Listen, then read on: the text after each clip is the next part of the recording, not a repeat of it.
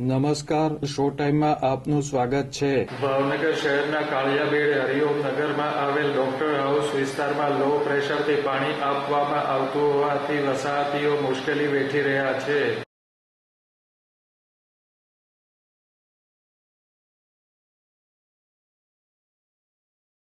હરિઓમ નગરના doctor house વિસ્તારમાં છેલ્લા 8 મહિનાથી લો પ્રેશરથી પાણીનું વિતરણ કરવામાં આવે છે.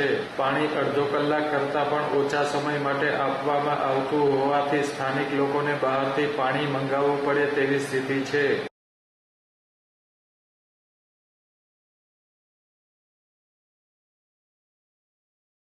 પાણી પ્રશ્ન અંગે સ્થાનિક નગરસેવકથી લઈને મહાનગરપાલિકાના અધિકારીઓને અવારનવાર રજૂઆત કરવામાં આવી હોવા છતાં પાણી પ્રશ્નનો ઉકેલ આવ્યો નથી. મહાનગરપાલિકા દ્વારા પૂરતા પ્રમાણમાં પાણીનું વિતરણ કરવામાં આવે તેવી સ્થાનિક લોકોએ માગણી કરી છે.